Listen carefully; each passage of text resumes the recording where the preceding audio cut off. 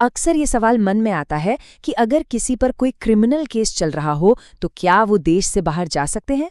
ये एक ऐसी बात है ना जो बहुत से लोगों को परेशान करती है। तो चलिए आज इसी कंफ्यूजन को दूर करते हैं और देखते हैं कि कानून इस बारे में असल में कहता क्या है। अक्सर लोगों में ये धारणा होती है कि भाई एफआईआर हो गई या कोर्ट केस शुरू हो गया मतलब पासपोर्ट तो अब गया हाथ से। पर क्या वाकई ऐसा है? क्या सिस्टम बस एक केस के आधार पर किसी को रोक सकता है? इसका जवाब हो सकता है थोड़ा चौंकाने वाला हो। तो फिर सच्चाई क्या है? इसको समझने के लिए सीधे कानून की बात करते हैं। देखते हैं कि इस पूरे मामले को लेकर जो नियम बनाया गया है वो कितना सीधा और साफ है।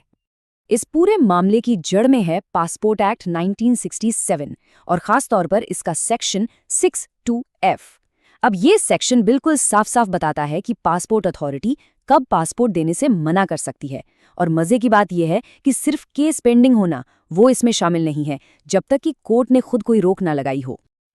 तो मतलब बिल्कुल साफ है, सिर्फ इसलिए कि किसी के खिलाफ एफआईआर हो गई है या कोर्ट में कोई केस चल रहा है, पासपोर्ट ऑफिस किसी का एप्लीकेशन रिजेक्ट नहीं कर सकता।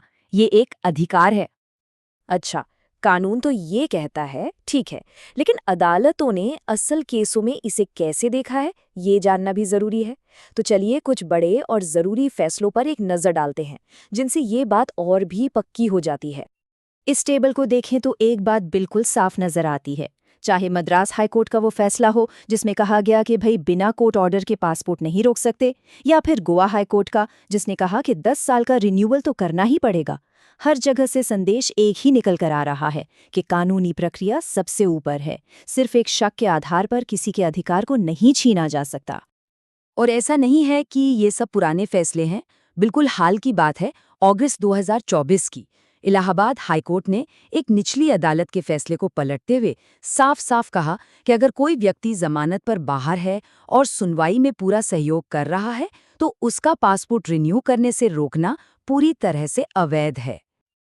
तो अब सवाल ये उठता है कि अगर किसी का केस चल रहा है और उसे पासपोर्ट चाहिए तो आखिर करना क्या है, प्रोसेस क्या है?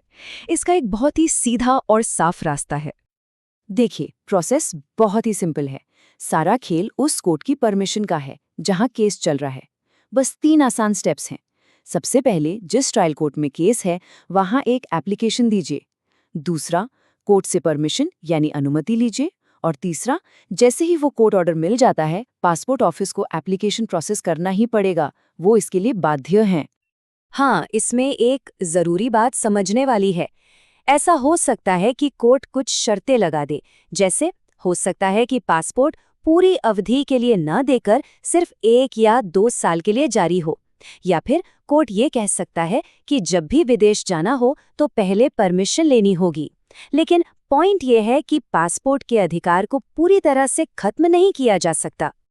तो इन सब कानूनों, इन सारे कोर्ट के फैसलों के पीछे असल में बड़ी तस्वीर क्या है? बात सिर्फ एक पासपोर्ट की नहीं है, बात इससे कहीं ज्यादा बड़ी है। बात है एक मौलिक अधिकार की।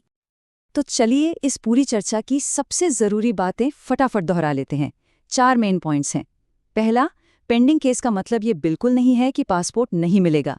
दूसरा, सबसे जरूरी चीज है ट्रायल कोर्ट की परमिशन। तीसरा, पासपोर्ट होना एक बात है और विदेश जाने की परमिशन मिलना दूसरी। ये दोनों अलग अलग हैं। और चौथा, अगर पासपोर्ट रिन्यू करने से मना किया जाता है तो उस फैसले को चैलेंज किया जा सकता है। आखिर में ये पूरा मामला एक बैलेंस बनाने का है। एक तरफ देश की कानूनी प्रक्रिया है और दूसरी तरफ हर नागरिक का कहीं भी आने जाने का मौलिक अधिकार, और इस अधिकार की गारंटी खुद भारत का संविधान देता है। तो इससे एक बात तो साफ होती है, कानून की जानकारी सिर्फ वकीलों के लिए नहीं है, ये तो हर नागरिक के अधिकारों की ढाल है। और ये हमें एक बड़े सवाल पर लाके छोड़ता है कि हम सब अपने अधिकारों को लेकर कितने जागरूक हैं। ये वाकई सोचने वाली बात है।